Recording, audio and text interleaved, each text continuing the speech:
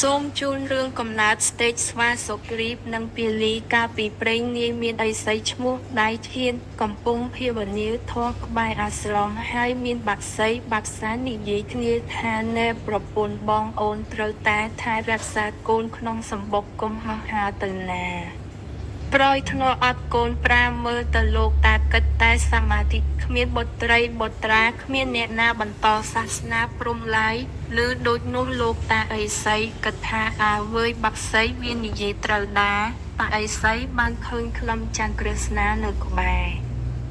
ប្រើយុទ្ធសើជប់ក្លឹមច័ន្ទឲ្យទៅជាស្ត្រីក្រមុំម្នាក់ហើយបានរួមរស់បានកូនស្រីមួយឈ្មោះនាងស្វាហាយពេលលោកតាឥសីមុនចេញទៅសមាធិនាងក្លឹមច័ន្ទប្រាប់លោកតាចេញទៅយូរពេកខ្ញុំនៅម្នាក់ឯងអបសុខហើយខ្លាចណាស់អញ្ចឹងហើយលោកតាឥសីបានជប់ម្រាមដៃទៅពេលនាងក្លឹមច័ន្ទហើយនិយាយថាបើនាងអបសុខសូមចង្អុលទៅលើខាងកើតចំឋានព្រះឥន្ទនឹងចុះមកលេងបើចំឋានព្រះព្រំនឹងមកលេងហើយបើនាងនឹកតាចង្អុលទៅចុងព្រឹក្សាតានឹងមកដល់ភ្លាមពេលតាឥសីចេញទៅបាត់នាងអបសុខចង់សាគម្រាមដៃទឹកចង្អុលទៅចំឋានព្រះឥន្ទបានចុះមកហើយដោយស្រមោលទឹកព្រះបាំងចំពោះនាងក្លឹមច័ន្ទទើបធ្វើឲ្យនាងមានផ្ទៃពោះកើតកូនបានប្រុសមួយឈ្មោះពាលីក្រោយមកទៀតនាងចង្អុលដៃទៅចំព្រះព្រំចុះមកនាងបង្កើតបានកូនប្រុសមួយទៀតឈ្មោះសុគ្រីពពេលលោកតាឥសីមកពីភាវនាក្នុងព្រៃវិញឃើញកូន3នាក់សប្បាយចិត្ត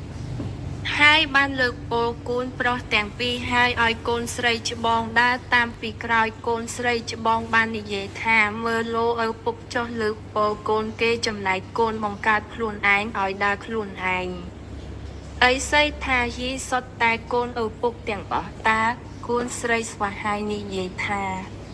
មិនមែនទេកូនប្រុសច្បងជាកូនព្រះឥន្ទកូនប្រុសទី2ជាកូនព្រំតានៅពេលត្រប់លុបមកពីងូទឹកវិញលោកតាឥសីបានសួរទៅនាងក្លឹមច័ន្ទនាងឆ្លើយថាមិនពិតទេសុទ្ធតែជាកូនលោកតាទាំងអស់តើលោកតាថាបើអញ្ចឹងនាងហ៊ានស្បត់អត់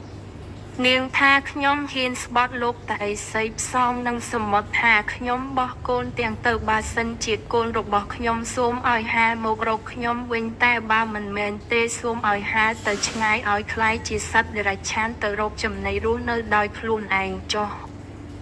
ថារួចលោកតាបានបោះកូនទាំងទៅក្នុងសមុទ្រកូនស្រីស្វាហាយបានហែលទឹកមកវិញចំណែកកូនប្រុសពាលីនិងសុគ្រីពប្រែคล้ายជាស្វាហាលមកមិនរួចបែរជាហាលទៅត្រើយខាងរស់នៅក្នុងអាណាចក្រស្វាធ្វើជាស្តេចនៅទីនោះទៅ